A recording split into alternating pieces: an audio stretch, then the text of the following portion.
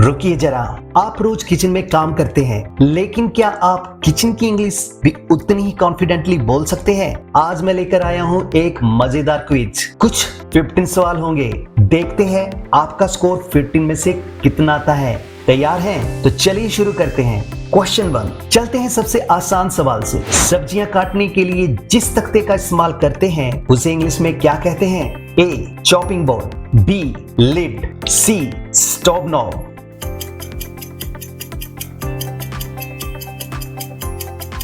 Correct answer A chopping board. वाह, बिल्कुल सही शुरुआत। क्वेश्चन 2, बर्तन को बंद करने वाला ढक्कन, उसकी इंग्लिश क्या होगी? A funnel, B lid, C strainer.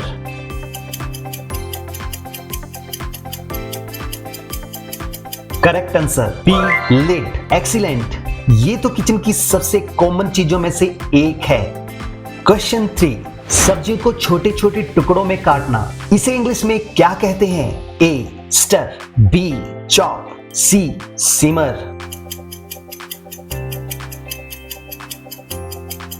Correct answer B chop. कमाल, आपकी शुरुआत काफी मजबूत लग रही है।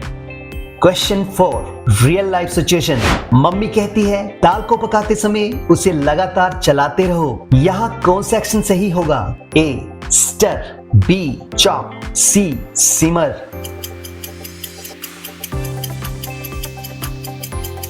Correct answer A stir. Great job, यही रोज की इंग्लिश है। क्वेश्चन 5, अब थोड़ा ध्यान से। जिस पार्ट जगह पर हम सब्जियां काटते हैं उसे क्या कहते हैं?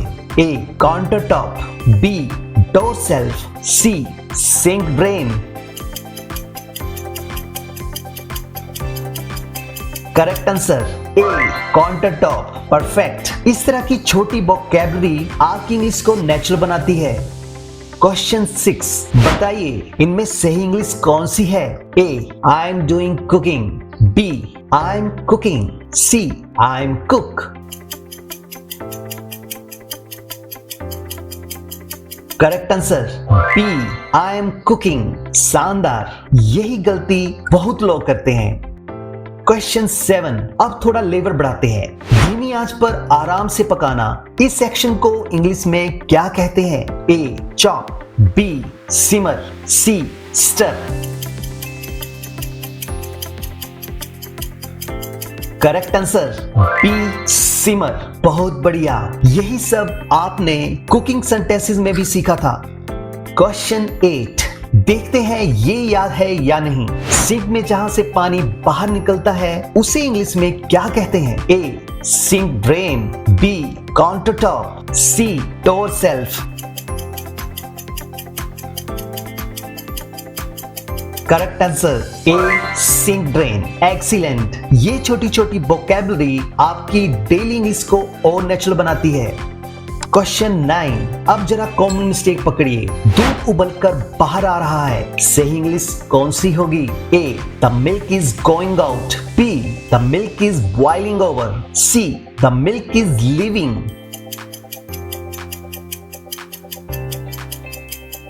Correct answer B the milk is boiling over. कमाल, किचन में ये सेंटेंस बहुत काम आता है। Smart kitchen challenge. Question 10, real life situation. Mummy कहती है सॉस की बोतल फ्रिज के दरवाजे वाली शेल्फ में रख दो, कौन सा इंग्लिश वर्ड सही होगा? A counter top, B sink drain, C door shelf. Correct answer C door shelf. Perfect, लगता है आपकी किचन इंग्लिश अब काफी स्ट्रॉन्ग हो रही है। क्वेश्चन 11, बताइए नेचुरल इंग्लिश कौन सी है? A make the flame slow, B turn the flame down, C slow the fire. Correct answer turn the flame down. वाह, ये वो सेंटेंस है जो आपको रोज इंग्लिश में बोलने को मिल सकता है। क्वेश्चन 12, अब फ्रेजल वर्ब की बारी। बचा हुआ खाना दोबारा गर्म करना हो तो कौन सा फ्रेजल वर्ब इस्तेमाल करेंगे? A wash up, B heat up, C run out of.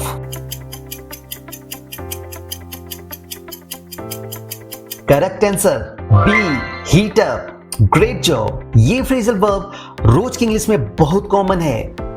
Final challenge question 13। अब बिना ज्यादा सोचे जवाब दीजिए। खाना खाने के बाद बर्तन धोना कौन सा फ्रेजल वर्ब होगा? A wash up, B heat up, C chop up.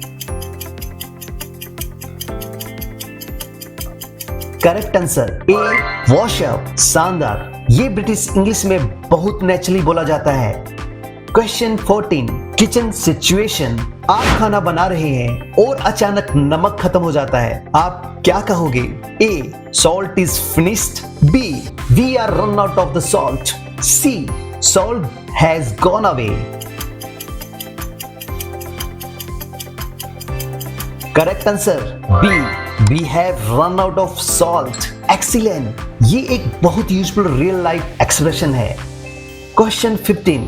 और अब आज का आखिरी सवाल। गैस की आंच कम या ज्यादा करने के लिए जिस बटन को घुमाते हैं उसे इंग्लिश में क्या कहते हैं? A stop knob, B lid, C ladle.